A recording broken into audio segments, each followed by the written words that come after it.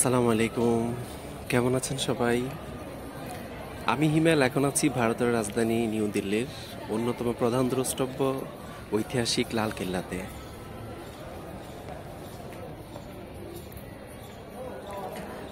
ভারতীয় মুঘল সাম্রাজ্যের এক অন্যতম নিদর্শন হচ্ছে এই রেড ফোর্ট বা লাল কেল্লা।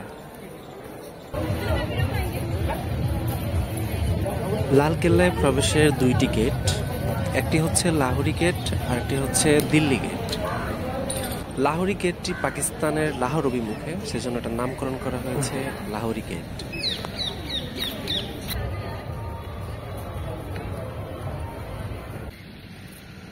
অনেকে মনে করেন এই কেল্লার প্রাচীরগুলো যেহেতু লাল বেলে পাথর দিয়ে তৈরি, তাই এর নামকরণ করা হয়েছে রেড ফোর্ট।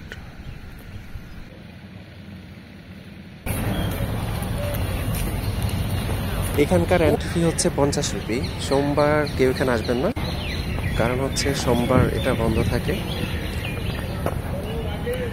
এছাড়া বাকি দিনগুলোতে সকাল 9:30 থেকে বিকাল 5টা পর্যন্ত সাধারণভাবে প্রবেশ করা যায়।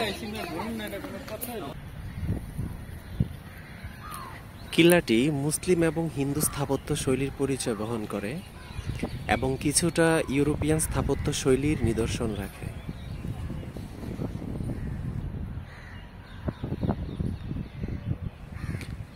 এই লাল কিল্লাটির পূর্বে নাম ছিল কিলাই মোবারক।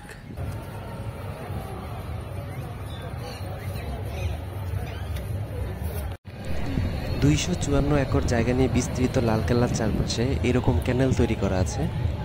এগুলিতে কুমির রাখা হতো, আর দেয়ালের মধ্যে পিচ্ছিল এক ধরনের পদার্থ দেয়া থাকতো, যাতে কেউ এই দেয়াল টপকে কেল্লার ভিতর আক্রমণ করতে না পারে।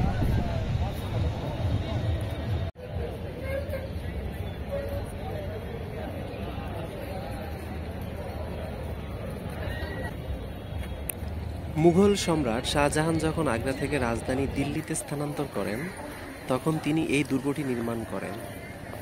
তখন তিনি এই এলাকার নামকরণ করেন শাহজাহানাবাদ। পরবর্তীতে এটি পুরনো দিল্লি নামে পরিচিত হয়। দেওয়ানি আম, এখানে বসে সম্রাট শাহজাহান সাধারণ জনগণের সাথে কথোপকথন করতেন।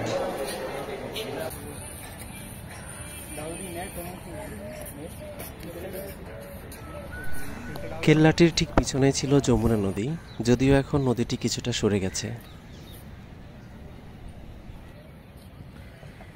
1638 সালে এটি নির্মাণ কাজ শুরু হয় এবং 1648 সালে এটির নির্মাণ কাজ সম্পন্ন হয়। 1857 সাল পর্যন্ত এই দুর্গটি ছিল মুঘল সাম্রাজ্যের রাজধানী।